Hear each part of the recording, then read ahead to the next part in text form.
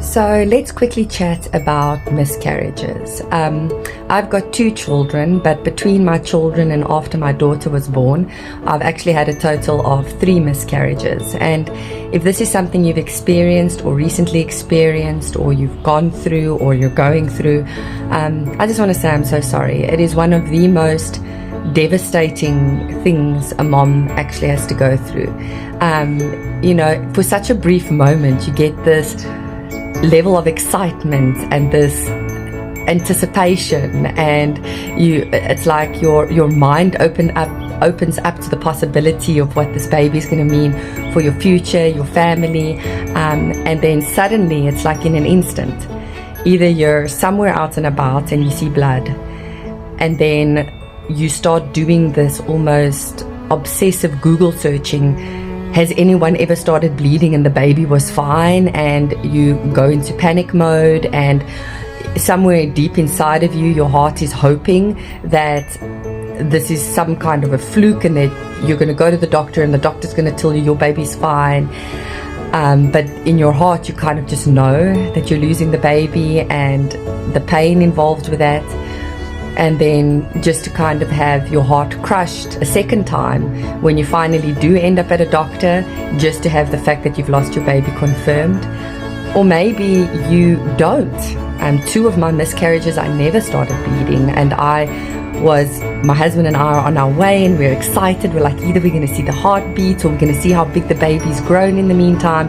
And then you get to that doctor's office and you just see the doctor's face like drop, and then you're like, oh no. And he searches and what an awful job for him to have to be like, I can't find a heartbeat, I don't think the baby made it. And it's awkward and it's an odd conversation to have, and you kind of just go quiet and you want to cry, but you don't want to cry in front of the doctor. And then you walk out, and it's also a difficult thing for a marriage because you don't always mourn loss in the same way as your partner does. And my partner needed space, I needed connection, and it was very difficult for us because we couldn't give each other what we needed because we both lost a child. And it's a very difficult dynamic to go through.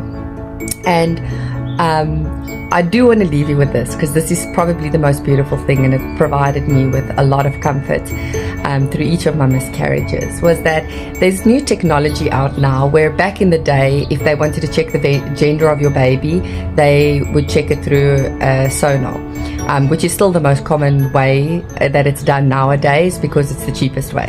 But they've since then got more technology out where they can draw blood from the mom, and they can determine the gender of the baby because the baby's DNA travels through mommy's blood.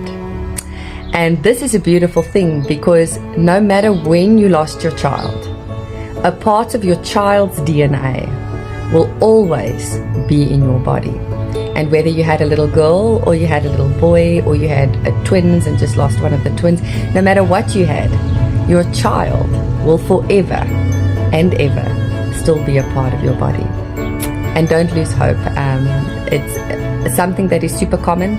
A lot of women go through it. Doesn't make it any easier, no. But it is just part and parcel of not every egg is a healthy egg. Not every sperm is a healthy sperm. Not every baby is meant to be. But I hope you find some comfort in this video.